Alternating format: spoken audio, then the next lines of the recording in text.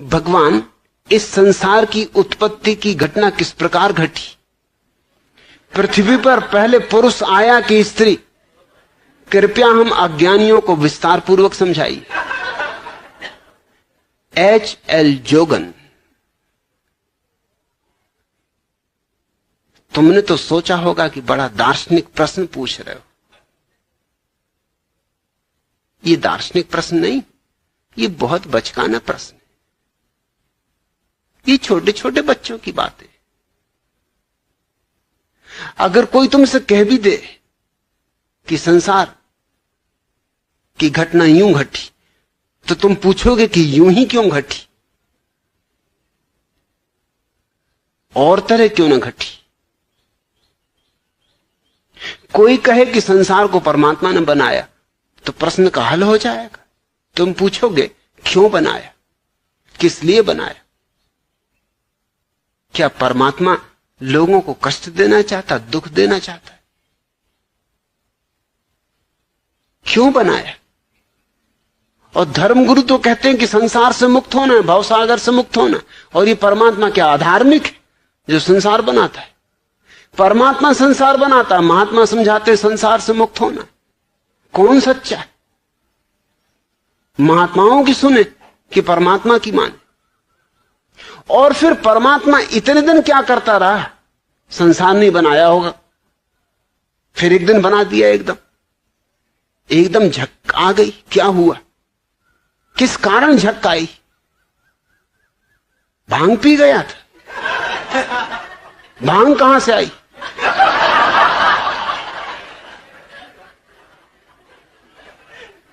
सवाल पे सवाल उठते चले आएंगे। इससे कुछ हल नहीं होगा। ये बच्चों जैसी बातें, इसमें दर्शन कुछ भी नहीं। मगर बहुत से लोग इन्हीं बातों को दार्शनिक ऊहापोह समझते। ये सेक चिल्लियों की बकवास है, इसमें मत पड़ो। यह गाय और बछड़ा किसका है? पुलिस वाले ने गांव वालों से पूछा।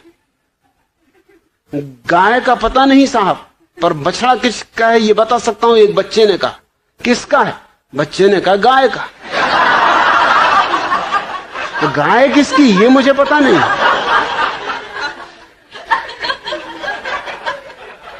एक गांव में चोरी हो गई। बहुत लोगों ने खोजबीन की, पुलिस इंस्पेक्टर आए, ये हुआ वो, पता ही नहीं चले चोर का। आखिर गांव के लोगों ने कहा हमारे गांव में लाल बुझक्कड़ जी रहते, वो हर चीज को बूझ ले, जिसको बूझ सके ना कोई, उसको लाल बुझक्कड़ तत्क्षण बूझ देते। अरे एक दफे गांव से हाथी निकल गया था। गांव वालों को कभी हाथी देखा नहीं था। रात निकल गया, सुबह उसके पैर के चिन्ह दिखाई पड़े। बड़े गांव में चिंता फैली कि किसके पैर, इतने बड़े पैर, तो जानवर कितना बड़ा होगा। फिर लाल बुझक्कड़ ने सुझा दिया, उसने कहा कुछ घबराने की बात नहीं। अरे हरना चक्की पैर में बांध के,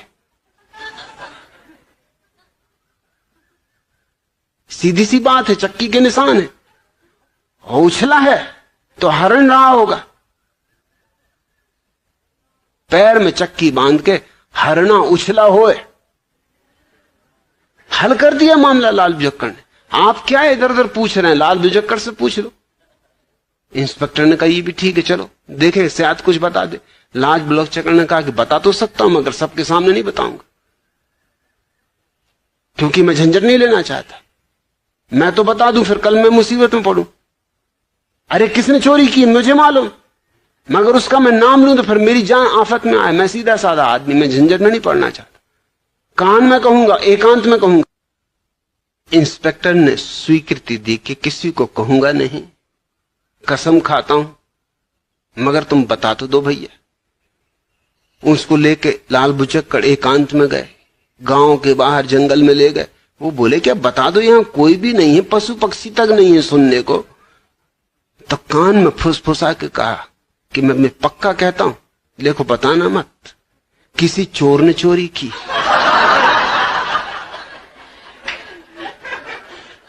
इस तरह की बकवास में न पड़ो। ये छोटे छोटे बच्चों की बातें हैं।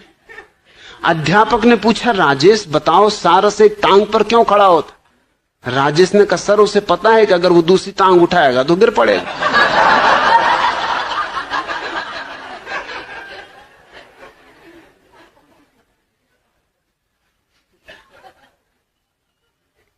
सेठ चंदूलाल गांव में आए एक महात्मा के पास गए थे। पूछने लगे महात्मा जी क्या यह सही है कि हर व्यक्ति को मरना है? महात्मा ने कहा कि हाँ ये तो निश्चित ही है। अरे मृत्यु से कौन बचा है, सभी को मरना है, प्रत्येक मरण धर्म है। चंदूलाल ने सिर खुजलाया और कहा कि मैं सोचता हूं कि जो व्यक्ति आखिर में मरेगा उसे शमशान घाट कौन ले जाएगा।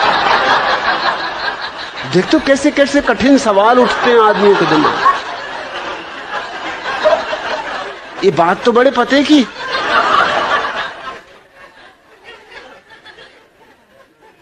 एक मित्र दूसरे से कह रहा था तुम्हारे उस वैवाहिक विज्ञापन का कोई जवाब आया जिसमें तुमने छपवाया था कि एक सुंदर सुशील व कमाई युवक अपनी जिंदगी में रोशनी की एक किरण चाहता है। दूसरे ने कहा हाँ आया। एक जवाब आया था बिजली घर के दफ्तर से।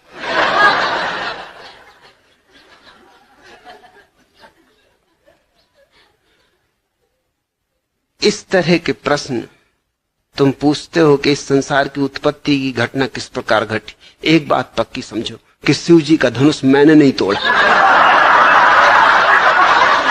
मैंने नहीं बनाया ये संसार। मैं पहले ही अपने को अलग कर लेता हूं, नहीं तो लोग तरह तरह के इल्जाम मेरे ऊपर लगाते हैं। कोई यही कहने लगे कि इसी की हरकत, कि इसी ने उपद्रव किया होगा। तो एच.एल. जोगन इतना मैं पक्का कह देता हूं, जितना मैं पक्का कह सकता हूं कि मैंने बिल्कुल, मेरा हाथ ही नहीं इसका, दूर का नाता रिश्ता भी नहीं इसके बनाने में। न मुझे इसके बनने में उत्सुकता है, न इसके मिटने में उत्सुकता है। जब नहीं था तब मुझे कोई अड़चन नहीं थी, जब नहीं हो जाएगा तब मुझे कुछ अड़चन नहीं होगी। है तो मुझे कोई अड़चन नहीं, मैं पूरे मजे में हूं। रहे तो ठीक, न रहे तो ठीक। तुम कैसी चिंताओं में पड़े हो और तुम सोचते हो कि इन बातों को जान लोगे तुम्हारा अज्ञान मिट जाएगा। इन बातों को जान लिया तो उससे सिर्फ इतना ही सिद्ध होगा कि तुम सच्चे ही पक्के अज्ञानी। ये बातें कुछ जानने की नहीं। बुद्ध जिस गांव में आते थे पहले खबर करवा देते थे कि 11 प्रश्न कोई मुझसे न पूछो। उनमें एक प्रश्न ये भी था कि संसार की उत्पत्ति किसने की। पूछे ही नहीं कोई, क्योंकि ये बुद्धुओं के प्रश्न हैं और बुद्ध इनके उत्तर नहीं देते।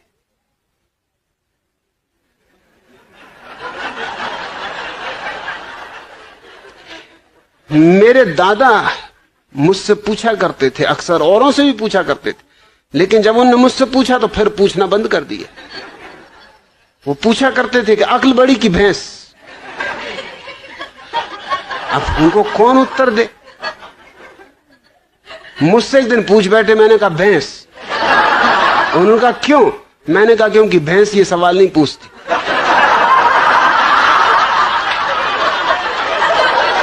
ये खुजली तुम्हारी अक्ल में ही चलती। भैंस तो बिल्कुल परमहंस दशा में।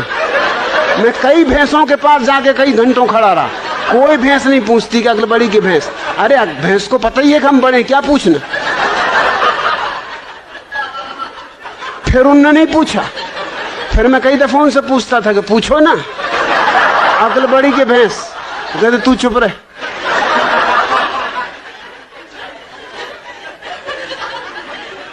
वो मुझे कहीं नहीं ले जाते थे, वो बड़ा सत्संग करते थे, महात्माओं के पास जाते थे। वो जब भी जाए मैं बैठे ही रहता था कि आया मैं भी, कि नहीं तू ले जाना नहीं, तू कुछ ना कुछ उल्टी सीधी बात कह देगा।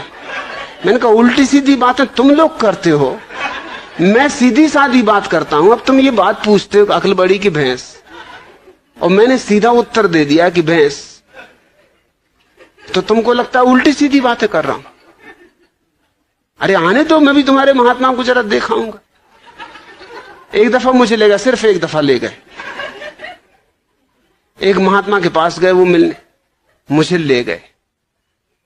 महात्मा की उम्र रही हो कोई 30 साल, मेरी उम्र रही होगी मुश्किल से कोई 15 साल, और मेरे दादा की उम्र रही कम से कम 60 साल। महात्मा ने उनसे कहा, आओ बच्चा बैठो।